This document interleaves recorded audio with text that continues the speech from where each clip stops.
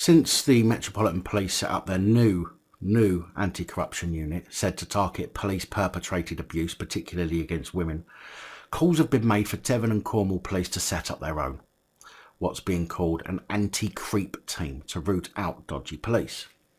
Now, forgive me if I've missed something here, but police forces already have anti-corruption units and have had them for quite a while, although they're pretty shit, but they do exist, and these current units are supposed to investigate all forms of corruption within the police, including police doing anything they shouldn't be doing, whether that be child-related offences, thefts, or, and this is important, using their positions to initiate relationships with colleagues or vulnerable members of the public, which should not be happening. Now, I'm not suggesting that police shouldn't have relationships with each other, but some use their positions to have inappropriate relationships with junior members of staff, and when I say inappropriate relationships, I also mean abusive ones. So why are people now cheering about these units being set up instead of being pissed off that the current units have clearly not been fit for purpose and not done their bloody job?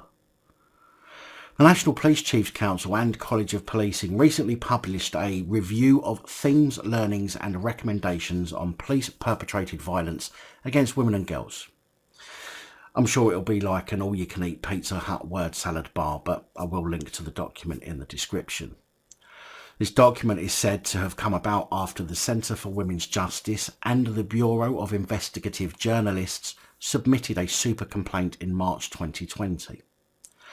The Centre for Women's Justice highlighted concerns with the way that police forces in England and Wales are currently responding to domestic abuse cases in which the suspect was a police officer or a member of police staff, adding that officers could manipulate the system and act in bad faith in a variety of ways, which would lead to poor, biased and outright corrupt investigations and decision making.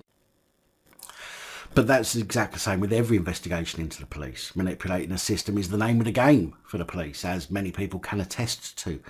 And we pretty much already know that investigations into police are poor, biased and outright corrupt.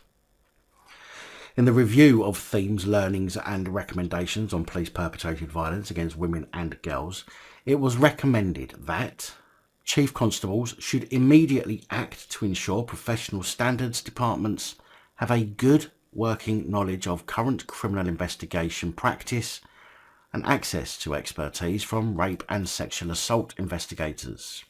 Oh, bugger me!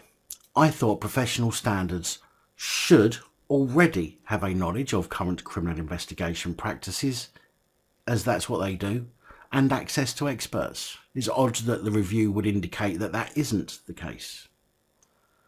Chief Constable should regularly review live cases to ensure that statutory guidance on managing parallel misconduct in criminal procedures was being followed.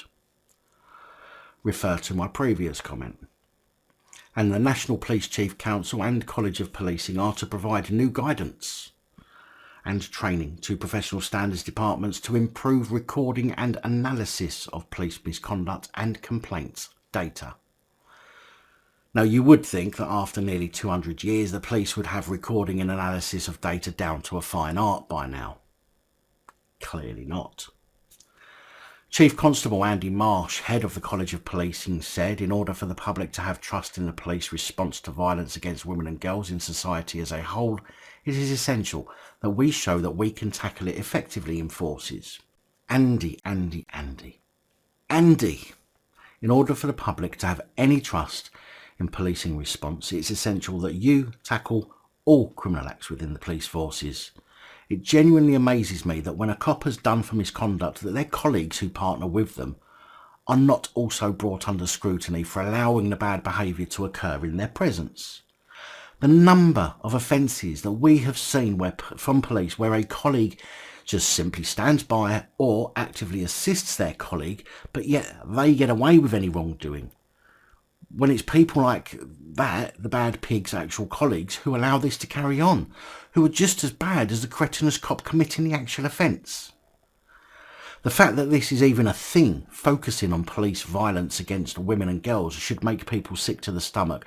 Not because there are police abusing women and girls, because that's been going on forever, but because this, like every other criminal offence or breach of professional standards within the police, has been allowed to continue to a point where they now have to focus on it. And people are again cheering that police are doing something about it, instead of being angry that fuck all was being done about it in the first place. And it's taken some high profile cases in order for the police to say, oh shit, I suppose we better do something to appease the public.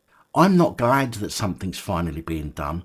I'm angry that nothing's been done until now. Especially when you hear that in the Metropolitan Police alone, they currently have, allegedly, 12 police waiting at trial for sex offences, with one of them charged with 3 counts of rape. 6 are suspended from duty, 2 are subjected to restricted duties, and 4 have resigned. But, you know, thank God they're doing something about it now. The fuck?